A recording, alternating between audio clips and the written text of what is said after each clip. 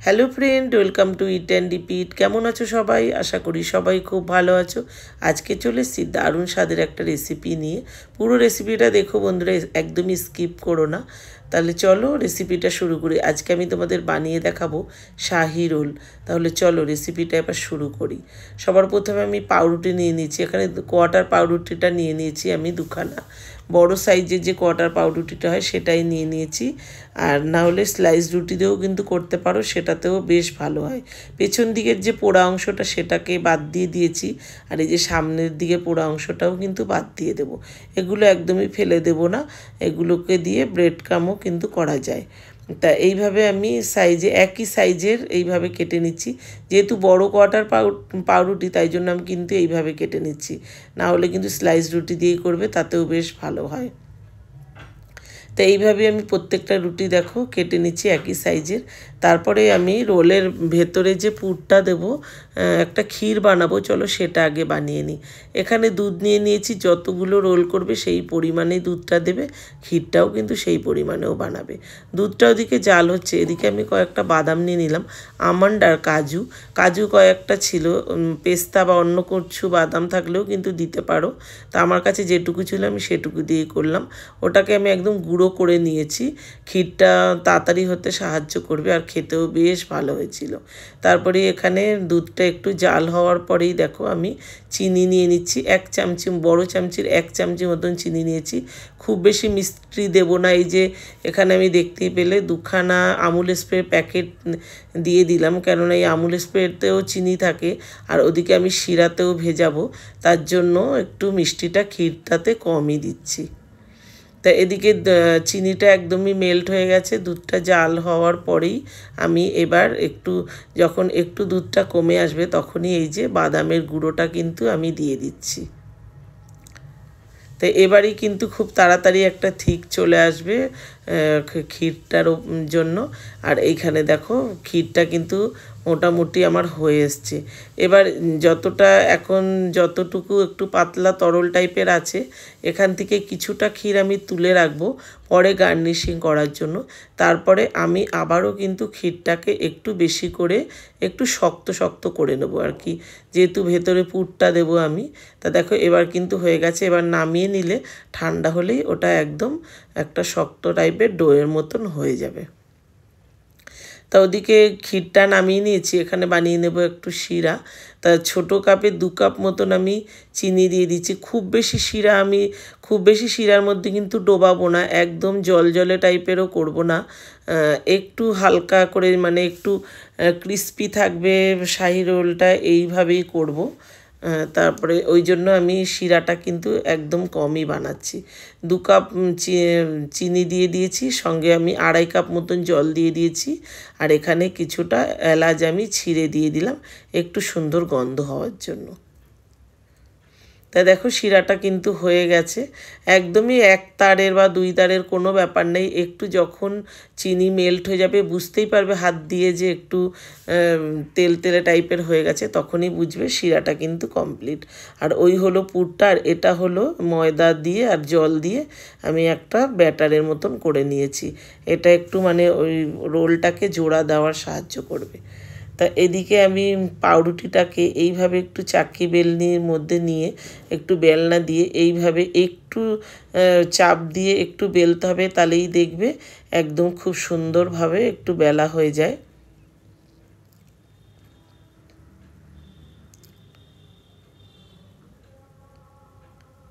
তাই যে এইভাবে আমি বেলে নিলাম। এবার যেই দিকটা তোমার মনে হবে সুবিধা মুহূর্তে সেইভাবে উল্টিয়ে নেবে।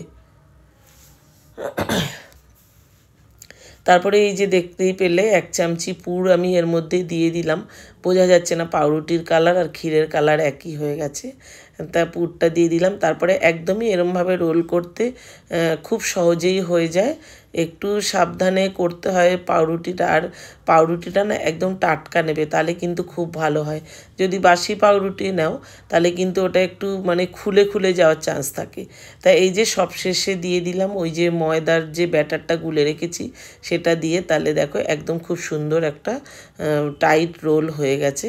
আর এই যে দুপাশ থেকে যদি মনে করো যে পুরটা বেরিয়ে যাবে তাহলে একটুখানি ময়দাও দিতে পারো, আর না হলে একটুখানি চারপাশে ময়দার কোটিংটা দিয়ে তারপরে একটু চেপে চেপে করে নিতে পারো, যার যেরকম সুবিধা হয় আর কি। এই যে এরকম সাইড থেকেও একটু ময়দার কোটিংটা একটুখানি দিয়ে দিলেই, তাহলে একটুখানি দু হাত দিয়ে চেপে দিলেই হয়ে যায়। না হলে ওটা যখন তেলে ভাজা করব তখন কিন্তু ওই পুরটা বেরিয়ে আসারও সম্ভাবনা থাকতে পারে। এই যে এইভাবে একটু মুড়ে দিলেই কিন্তু দুপাশটা মুড়ে যায়। তো এইভাবেই আমি সবকটা রোল বানিয়ে নেব। দেখো হয়ে গেল কিন্তু আমার সবকটা রোল। অসাধারণ হয় খেতে বন্ধুরা, এইভাবে বানিয়ে নিও, খুবই সুন্দর হয়। শাহি টুকরা তো খেয়েছো, শাহি টুকরা একরকম একই টাইপের জিনিস কিন্তু পদ্ধতিটা আলাদা, খেতে খুব ভালো হয়। একবার বানিয়ে নিও। কড়াইতে বসিয়ে দিয়েছি সাদা তেল, তার মধ্যে আমি 2 চামচি মতন ঘি দিয়ে দিয়েছি। পুরোটা ঘিতেও ভাজতে পারো, তবে আমি তেলের মধ্যে একটু ঘি দিয়ে দিলাম। একটু ভালো মাপের একটু ভালো মানের ঘি যদি থাকে 2 চামচি দিলেই দেখবে ঘিয়ের গন্ধটা খুব ভালো আসে তাতে। তা এখানে খুব যখনই মানে রোলটাকে দিয়ে মানে 5-6 সেকেন্ড কিন্তু একদমই নাড়া যাবে না, একটুখানি ওই ময়দার কোটিংটা দিয়েছি তো একটুখানি ধরে রাখার জন্য, তারপরে এটাকে আস্তে আস্তে চামচি দিয়ে একটু উল্টে দিলে খুব তাড়াতাড়ি ভাজা হয়ে যায়। পাউরুটি তো খুব তাড়াতাড়ি ভাজা হয়ে যায়। আর মনে করবে যে একদম তেল ভেতরে একদমই তেল মানে ঢুকে যায় না। তা এইভাবে বানিয়ে নিও, খুব সুন্দর হয় শাহি রোল। তা যে কটা আছে সব কটা চলো আগে ভেজে নিই।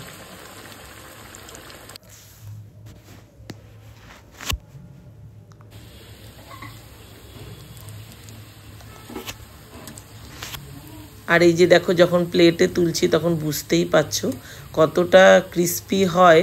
এটা কিন্তু এমনিও ওই ক্ষীরটা উপরে আমি যেমন গার্নিশিংয়ের জন্য উপরে দেবো বা শিরাতে চোবাবো, শিরাতে না দিলেও কিন্তু এমনিও খেতে পারো, খুব সুন্দর লাগে, একদম খাস্তা হয়, খুবই ভালো লাগে খেতে কিন্তু। তাই এই যে শিরাটা দেখতেই পাচ্ছ, খুব বেশি কিন্তু শিরা না, একদমই অল্প শিরার মধ্যেই আমি কিন্তু এটা করছি। একটু ক্রিস্পিও থাকবে, আবার ওদিকে শিরাটাও একটু ঢুকবে, তাতে খুব ভালো হয়। এই যে শিরার মধ্যে আমি একটা একটা করে রোল দিয়ে দিচ্ছি। একটুখানি মানে 2 মিনিট পরে আবার একটু উল্টে দেবো, তাহলেই পুরো শিরাটা কিন্তু চারিদিকে লেগে যাবে।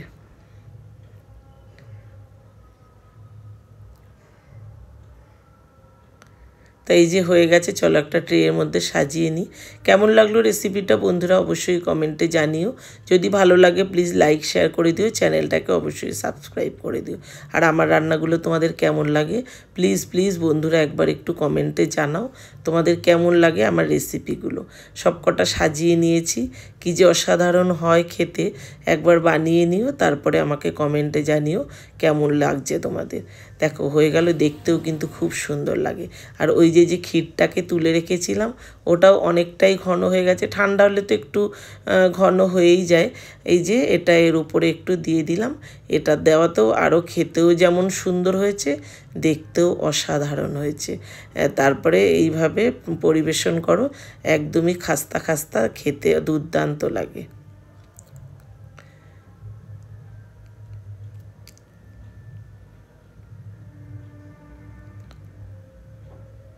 চলো তাহলে তোমাদের একটা কেটে দেখাই ভেতরটা কতটা সুন্দর হয়েছে। আর দেখতেও যেমন সুন্দর, খেতেও কিন্তু খুবই সুন্দর। বারবার বলছি একবার বানিয়ে নিও এই শাহি রোল বাড়িতে। এই যে কেটে নিলাম, একদমই সফটও হয় আর খেতেও খুব সুন্দর হয়। তাহলে চলো বন্ধুরা আজ আসি, সবাই ভালো থেকো, সুস্থ থেকো, সাবধানে থেকো। আবার আসবো অন্য কোনো রেসিপি নিয়ে। আজ আসি, সবাই ভালো থেকো, টাটা।